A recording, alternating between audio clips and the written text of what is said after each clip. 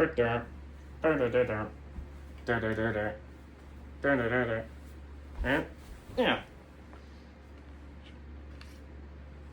No, I'm just gonna hold it. Hello, welcome back to another long-form video, and believe it or not, I'm actually talking. And look, it's a kind of the same. It's the same setup I've been doing for my cover videos, but we're gonna be doing something a little different.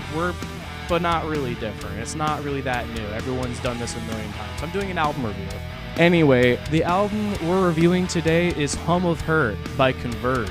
And this is the second album they've released this year. And as you can see,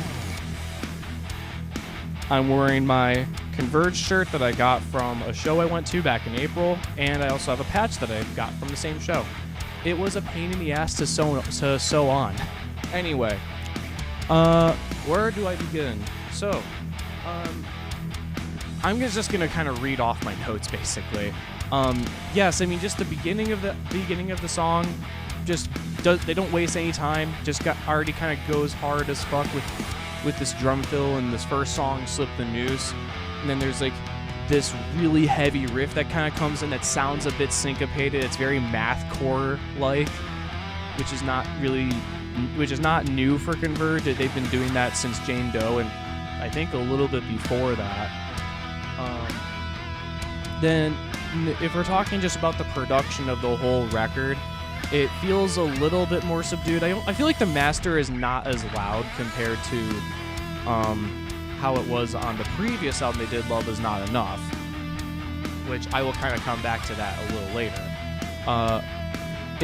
Their sound is relatively similar to just how they sounded back in the early days before Jane Doe, when they were kind of still doing like the hardcore punk type thing, and before they became known as like the inspiration for metalcore, and as we know it.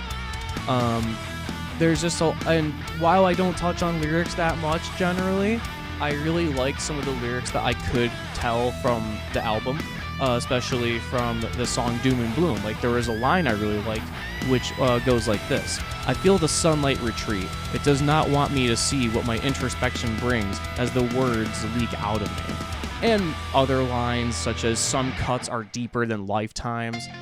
Do it that what you will, but I just thought, like, I wasn't so interested in the meaning necessarily, but it was just the way the words kind of were flowing through that. I was like, that hits really hard, you know? That's kind of why I wanted to mention that. And then there is also some other stuff too, like going back to the instrumental.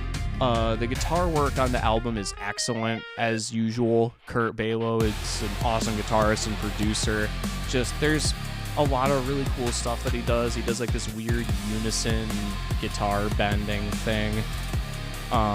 Just does a lot of really crazy stuff with it. It kind of goes with the heavy riffs, but then he has a lot of parts where the guitar parts are a little quieter. There's quieter dynamics, which, you know, is pretty nice, especially because their Converge's sound overall is just a never-ending wall of sound. It's very in your face, just nonstop. But then they have like those little reprieve moments where it kind of lets you cool down a little bit. Kind of adds some variation, some flavor to the album, if you will.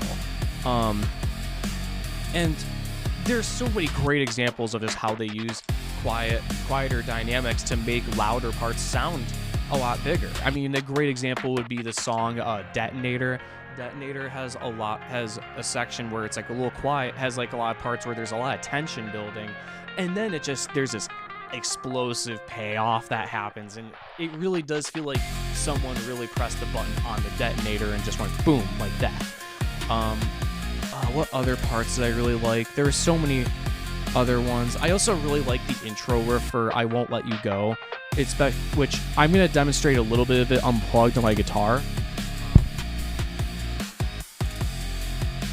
So I'm not going to be able to demonstrate it properly because I don't know the exact rhythm or what the tuning is. Probably drop C, but I can't play drop C on this guitar because it has mammoth slinkies on it, but it's just like this picky behind the nut thing,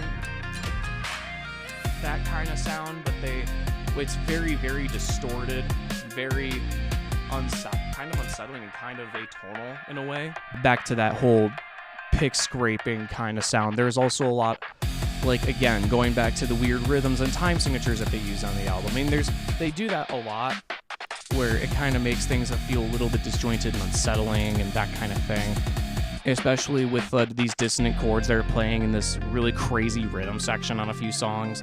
Dream Debris had this part where they had a really cool isolated bass, like P bass kind of tone with that was very overdriven or distorted, and there's some rhythm, some drums going on, and then Jacob Bannon is coming in with the vocals, which really, he doesn't sing melodically on the album. He's not really necessarily known to sing melodically. He has his moments just throughout their entire discography, but on a majority of their catalog, essentially his vocal parts are kind of like another rhythm instrument, basically. And it makes it kind of add a little bit more depth to the arrangement. And I also really like the drum production for Dream Debris. It sounded very raw. I like how unpolished it sounded. It sounded very punk rock to me. And it felt appropriate in an album that otherwise still sounds relatively clean. I mean, it's still very rough around the edges, but it still feels like a modern production. And I also really liked the guitar layers and the music for a lot of the, just in that same song with that isolated P bass, just the way it kind of they build off of that P bass line. Just that was so cool. Just they do a lot of those moments really well. I also really liked It Used to Matter. It Used to Matter has like the chord progression for it produces this very nihilistic, very like depressing atmosphere that pretty much fits the title of the song. And especially, I love the way that they use that transition to the title track. I actually wasn't the biggest fan of it when it came out, but when I heard it in the context of the album, I was like, wow, okay, this actually works. It works super well. And to me, I think that's honestly where they could have ended the album, because then there's another song at the end called Nothing Is Over, which in itself is a great song. And when I was listening to it, I kind of thought that they would end it with all this the guitar feedback section, but then they kind of go back to that straight like drum, like punk rock drum beat, and then kind of ending it like that. That was the only thing I did not care for with this album. I really did not like the fact that they ended it that way. I felt that it kind of had a little bit too much to say by the end. I think that they could have just either ended it with the feedback or maybe just cut that song entirely, end it on Hum of Her. Have that title track be the closing statement for the album. And the album length, otherwise though, the album length in general was pretty good. Not super long. Didn't feel like I was wasting too much of my time until around the end where I was like, it was a little iffy for me. But yeah, I don't really think I have anything else to say. I realize also I probably wasn't looking at the lens. I'm not really used to doing that. I'll give my final thoughts first. I really liked the songwriting on the album. There are some issues I have with it, but overall, it's a really solid record. I actually like it more than the previous album, Love Is Not Enough. So my final ranking is 9.2 out of 10. Anyway, I'm gonna go end this recording and I'm gonna go drink some water.